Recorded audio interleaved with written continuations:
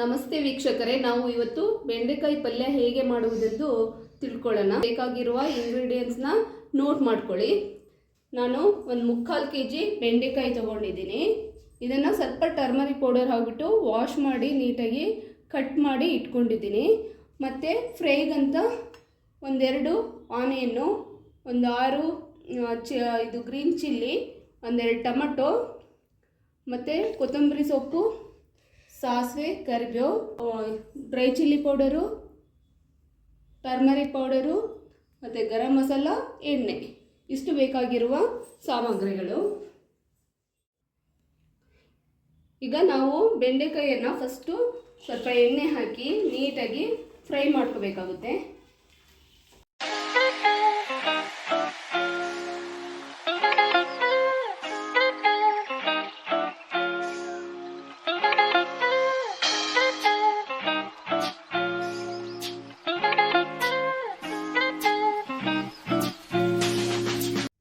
ಈಗ fry PAN ಇಟ್ಟಿದ್ದೀನಿ.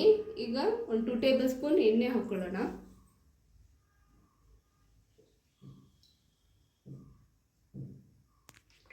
ಈಗ ಸಾಸಿವೆ ಹಾಕಿದ್ದೀನಿ, ಕರಿಬೇವು,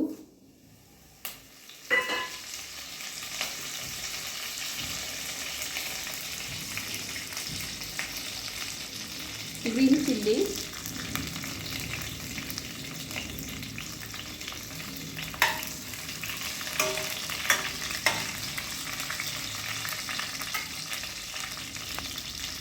ಆನಿಯನ್ ಹಾಕೋಬೇಕಾಗುತ್ತೆ.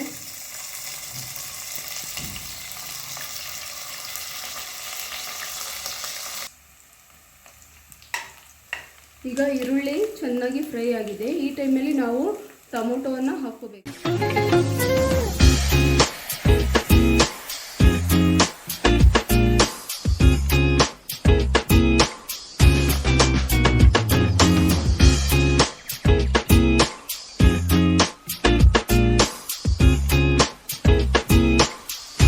ರುಚಿಗೆ ತಕ್ಕಷ್ಟು ಉಪ್ಪು,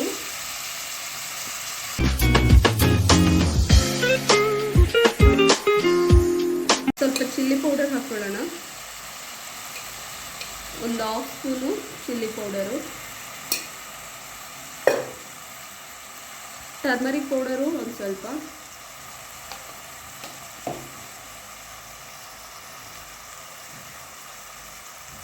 ಸ್ವಲ್ಪ ಗರಂ ಮಸಾಲ ಹಾಕ್ಬಿಟ್ಟು ನೀಟಾಗಿ ಫ್ರೈ ಮಾಡ್ಕೋಬೇಕು.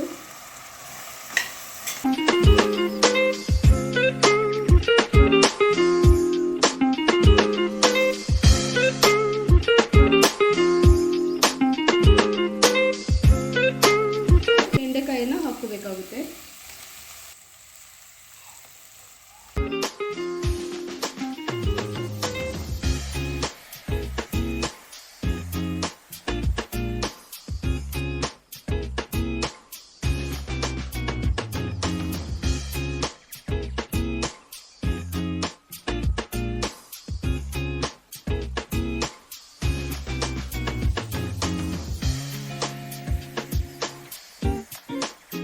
ಕೊತ್ತಂಬರಿ ಸೊಪ್ಪನ್ನು ಕೂಡ ನಾವು ಮೇಲ್ಗಡೆ ಹಾಕೋಬೇಕಾಗುತ್ತೆ.